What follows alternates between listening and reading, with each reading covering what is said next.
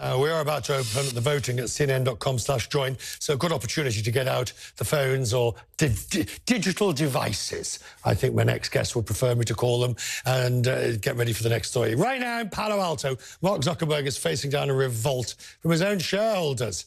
There is movement underway at Facebook's annual meeting to wrest some control of the company from Zuckerberg. Shareholders are angry and they want a change in corporate governance.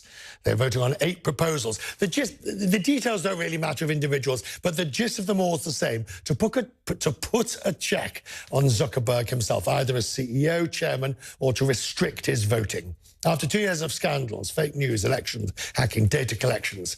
Now, some have even gone as far as to say corporate dictatorship. Zuckerberg has unchecked powers and there's cause to break up the company.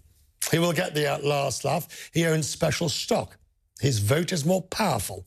All the proposals failed. We want you to join the conversation. Get out your phones, cnn.com/join.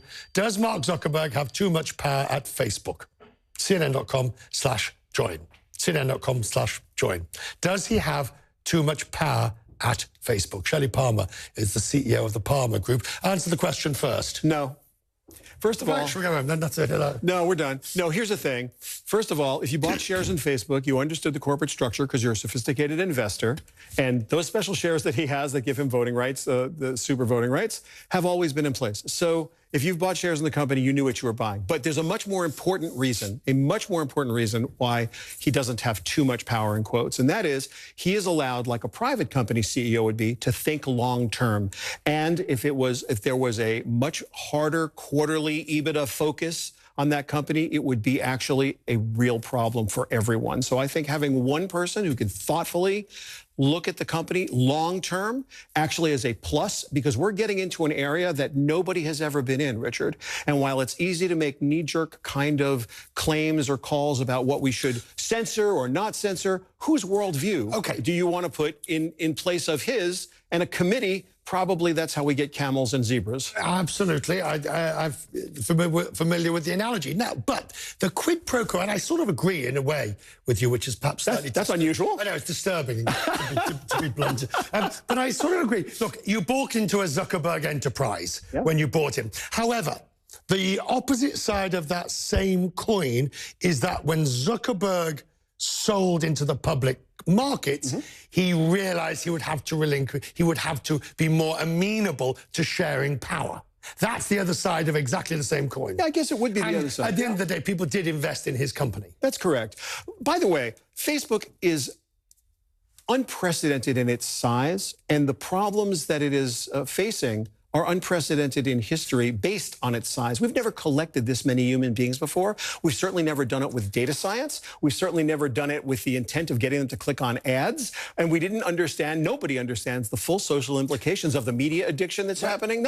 We just don't know. Nancy Pelosi might not understand it, but she's certainly angry at the portrayal of her, the fake portrayal of her that was widely disseminated. Listen to what the Speaker of the House said. When something like Facebook says, I know this is false, but it's a lie, but we're showing it anyway. Well, to me, it says 2 things. One, that I was giving them the benefit of the doubt on Russia, but clearly I thought it was unwitting, but clearly they wittingly were accomplices and enablers of false information to go across Facebook. I fully hear what she's saying. It's a much larger problem than Nancy Pelosi's video. There are so many doctored fake videos on Facebook. We're not talking about a few. We're talking about millions. And so who is going to make the call? What is satire? What is free speech?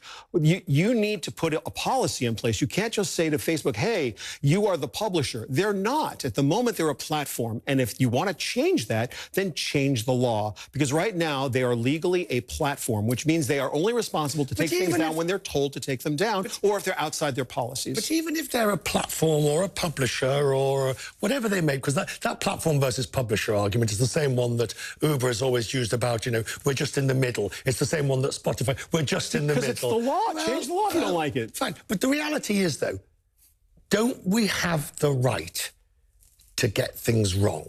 Don't we have the right to put up fake stuff? I think we do. Don't we have the right to be gratuitously offensive? Yeah, well, look, in America we do. In other places we don't. And I think you can appreciate that if you've ever traveled outside the United States. And so, look, in practice, which ones come down at whose worldview is the one that's going to be imposed? Because this is a crazy idea. Is comedy then going to be in there? If you're a dissident, are you collecting people who make an honest mistake? Like, where's the line and who gets to draw it? So it's very easy to say, well, I'll know it when I see it. It's also really difficult to set a policy. Is it important, this? I think it's the most important thing ever, and I'll tell you why. Right now, Nancy Pelosi's video was doctored with traditional video editing tools. They just slowed it down, and they kind of goofed around with her. In about 36 months or less, deep fakes are going to be created by AI that will be an indistinguishable Richard Quest from Richard Quest. You'll have your voice, have your mannerisms, look exactly like you, and be on this set, and it'll be completely fabricated. And nobody outside will know, even you will not know whether it's you or fake. And when that happens, we are really going to be in trouble. So the question now becomes, who gets to publish what and at what scale? Because at a certain point, we're not going to know what's real and what's fake. And it is not science fiction. Go search deep fakes on the internet. It will blow your mind. Go to a website called thispersondoesnotexist.com. Every time you refresh the page, you're going to see someone that doesn't exist that looks like someone you know, created by AI. Different world. Out of a job. Yeah. 74. By the way, I can't read them. 70% say he's got too much power. They're probably right, but that's what they bought. You can't argue with that. All right, I'll try and think of what. Good to see you as always.